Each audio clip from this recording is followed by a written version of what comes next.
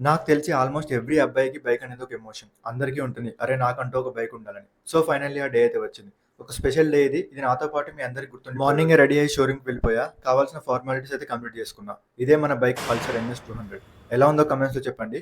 And మనలాంటి చాలా మంది లోవర్ మిడిల్ క్లాస్ అబ్బాయిలకైతే నాకు తెలిసి ఇదొక డ్రీమ్ బైక్. అట్‌లీస్ట్ వాళ్ళ విష్ లిస్ట్‌లో అయితే ఉంది. అండ్ ఆగస్ట్ 15న బైక్ అయితే తీసుకున్నా. సో, చాలా డేసే అయింది బైక్ తీసుకొని. ఫైనల్‌గా ఇప్పుడు టైం దొరికింది పోస్ట్ చేయడానికి. సో, ఇక్కడ ఇండియాతో పాటు నాకు స్వాతంత్రం వచ్చింది. దీన్ని మనం ప్రాపర్‌గా యూజ్ చేసుకోవాలి. నేనైతే చిన్న చిన్నగా సేవింగ్స్ స్టార్ట్ చేసి బైక్ తీసుకున్నా. సో, నేనైతే చాలా హ్యాపీ. మనకు నచ్చిన బైక్ తీసుకోవడంలో తప్పు లేదు. అలా అని ఇంట్లో వాళ్ళని ఇబ్బంది పెట్టి మాత్రం తీసుకోకండి. Especially students. ఇంకా అక్కడి నుండి కన్మన్ ఘాట్ ఆంజనేయ స్వామి టెంపుల్‌కి తీసుకెళ్ళి బండి పూజ అయితే చేపించా. ఆ రోజు చాలా వెహికల్స్ ఉండే అండ్ అలాగే టోకెన్ అయితే రూ. 100 తీసుకున్నారు పూజకి. నేను హైదరాబాద్‌లో ఉంటున్నా కాబట్టి ఇక్కడే తీసుకున్నా బైక్. అండ్ మా ఫ్యామిలీ వాళ్ళైతే రాలేదు. సో, ఫ్రెండ్స్‌ని తీసుకెళ్ళా. సో, అది అలా జరిగింది నా బైక్ డెలివరీ. అండ్ బైక్ నడిపేటప్పుడు జాగ్రత్త. Be safe. ఈ వెహికల్స్ వెనకాల స్పీడ్ థ్రిల్స్ బట్ కిల్స్ అనే క్యాప్షన్ చూసి ఏంటి నిబ్బా కోట్స్ అనుకునేవాడిని. బట్ అదే ఫ్యాక్ట్. ఇంట్లో మన కోసం మన వాళ్ళు ఎదురు చూస్తుంటారు. So, always wear helmet and ride safe.